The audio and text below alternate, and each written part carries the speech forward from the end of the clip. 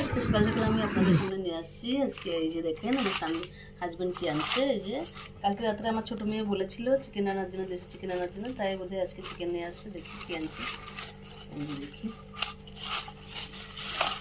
হ্যাঁ, চিকেনও এনেছে। এই যে এগুলো হলো দেশি চিকেন, আনবে বলেছিল কালকে রাত্রে, দেশি চিকেন এনেছে। দেখি আজকে আমি আপনাদের সামনে দেশি চিকেনটা করে দেখাবো, রেসিপিটা।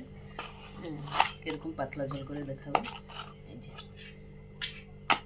আমি চিকেনটা ধুয়ে নিয়ে আসছি। এই যে আর এই যে এখন মশলা রেডি করব। এই যে আদা রসুন দিয়েছি, এই যে দেখেন আদা রসুন দিলাম, আর এই যে জিরা অল্প দিলাম, আর এই যে হয়ে গেছে। আর এই যে দেখেন আমি এতটুকু আলু নিয়েছি, আমার মেয়ে এই খোসা লাগানো আলু খায়, ওই জন্য এই আলু নিয়েছি। আর এই টমেটো, এই পেঁয়াজ নিয়েছি, ঠিক আছে।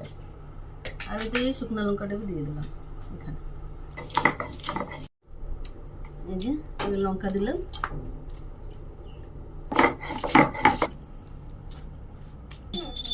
লঙ্কাটা বাটা হয়ে গেছে দিলাম। হ্যালো বন্ধুরা, আমার মশলা বাটা হয়ে গেছে। এই যে এবার ম্যারিনেট করবো, দিয়ে দিলাম, দিয়ে দিচ্ছি লবণটা, দেবো তেল দিয়ে দিচ্ছি, মেখে নিচ্ছি। যে বন্ধুরা টমেটোটা দিয়ে দিলাম। বন্ধুরা আমার ম্যারিনেট হয়ে গেছে, 5 মিনিট ধরিয়ে রাখবো। তেলটা দিচ্ছি, এটা দিয়ে দিচ্ছি, লবণটা দিয়ে দিচ্ছি। হ্যাঁ, আলুটা দেখি হয়ে গেছে, আলুটা নিয়ে নিচ্ছি। এবার আমি তেলটা দিয়ে দিচ্ছি, জিরাটা দিলাম, চিনি দিয়ে দিচ্ছি, চিকেনটা দিয়ে দিলাম।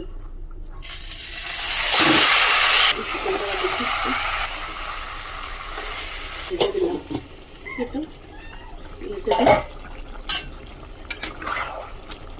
ভালো করে একটু লাড়াচাড়া করে দিই। দেশি চিকেন তো একটু কাঁচা থাকবে, হবে শক্ত থাকবে না। মোবাইলটা দেখতে আমার চিকেনটা হয়ে গেছে। চিকেনটা তো আমার হয়ে গেছে। এবার আমি একটু গরম মশলা দেবো, অল্প গরম মশলা দিয়ে দিই। গরম মশলাটা দিয়ে দিলাম, আমি নামিয়ে নেব।